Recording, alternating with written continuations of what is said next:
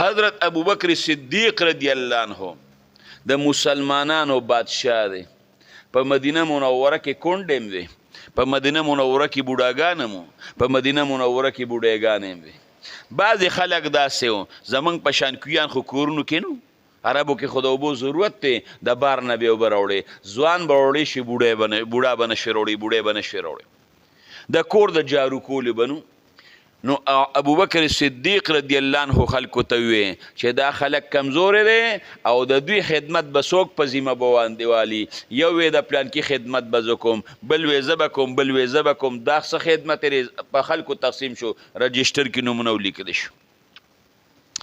عمر فاروق رضی الله عنه راغی، رجسټر یې راواغېست چې په مدینه منوره کې پلانکي بوډۍ ده، د هغې دې تاجت دی او پلانکي نوم یې لیکلی چې هغه وی دا خدمت به زه کوم.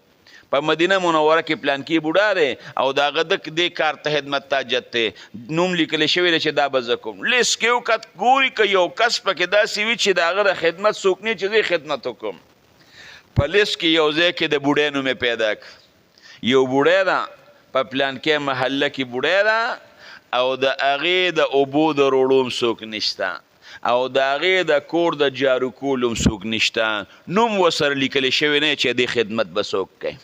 عمر فاروق رضی الله عنه خوشحاله شو چې انشاءالله یو بوډۍ خو میلاو شوه که خیر یې اوبه به م وله زه راوړم، کور به هم زه جارو کوم. چې کله ابوبکر صدیق رضی الله عنه پسې په مسجد نبوي کې لمونځ وکړ، ابوبکر رضی الله عنه د مسلمانانو بادشاه دی، عمر فاروق رضی الله عنه لاړ هغې محلې ته، د هغې بوډۍ دروازې ته ودرېد، اواز یې وکړه زه راغلم او ستا اوبو راوړو تاجت دی، ستا ځای جارو کولو تاجت دی. بیا لږه غونتې پرده وکړه چې زه درله اوبه م راوړم او زه درته ځای م جارو کړم. بیا یې وله اواز ورکړه بچیا ستا نه مخکې څوک راغلي وو، ځای م جارو کړی دی، اوبې م راله راوړي دي او نور د کور د معمولي ټکه ټوکه کار زه پخپله کولی شم. بیا څوک راغلی و؟ بچیه پیژنه مې نه نو، ما ته نه د هغه مخ لیدلی دی او نه یې راته خپل نوم ښولی دی، نه پیژنم بچیا. عمر فاروق رضی الله عنه وی چې دا څوک دی؟ په دویم ورځ عمر فاروق رضی الله عنه د سهار د مانځه نه مخکې راغی، په دروازه کې یې اواز وکړه بیا زه راغلم چې ستا ګڼم جارو کم، اوبه م دله راوړم، لږه پرده راته وکړه. بیا یې ورته بچیا ستا نه مخکې څوک راغلي وو، ځای م جارو کړی دی، اوبې هم راله راوړي دي. بیا څوک دی؟ بچی نه پیژنم، نه مې اوسه پورې د هغه مخ لیدلی دی، نه یې ماته نوم ښولی دی. عمر فاروق رضی الله عنه وایي چې دا آخر څوک دی؟ په درېیم ورځ چې څنګه تهجد وکړل که نه، نو د تهجدو نه پس عمر فاروق رضی الله عنه راغی.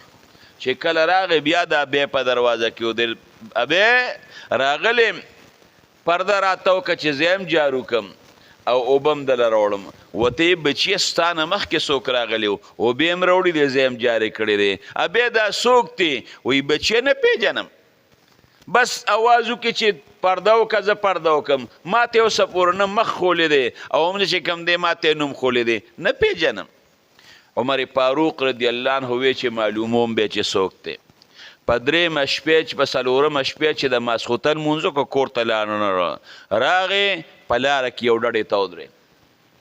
چې کله ښه ناوخته شو تیاره شوه، په لاره باندې یو کس را روان دی ښه په مزه مزه او په خپو کې پیزار هم نشته. چې کله را نږدې شو عمر فاروق رضی الله عنه ته ودرېږه څوک یې ونه خوځې، هغه ورته ودرېد. چې ده ورته وکتل ابوبکره ته څه کوې؟ ابوبکر او عمر ابوبکر ابوبکر په دې وخت کې څه کوې؟ حضرت ابوبکر رضی الله عنه سترګې ښکته کړې غږ نه کوي.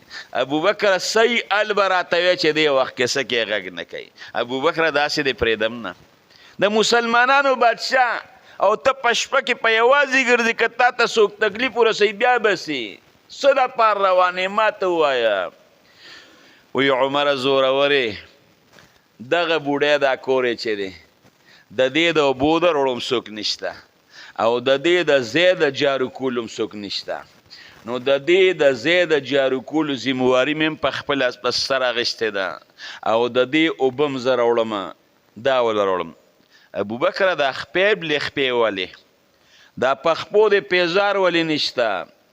عمره چې پیزار په خپو کم او پلار را روانیم نو پیزار زما کشار کوي نو خلق برا باندې خبر شي او خلقو به ته تکلیفي او زما د دې بوډۍ د خدمت خالص د الله د رضا دپاره دی نو خلق په خبرول نه غواړم نو ځکه مې پیزار نه دي پخپو کړی د پیزارو په کشار مې بار ته څوک رونځي د دواړو جهانو د سردار مبارک صحابه ته وګوره حالان کې د ابوبکر صدیق رضی الله عنه څومره عملونه دي اغه عملونه سم امام الانبیاء ابوبکر په الجنه ابوبکر به جنت ته ځي دنیا کې د جنت زیری ول الله ورکړي دي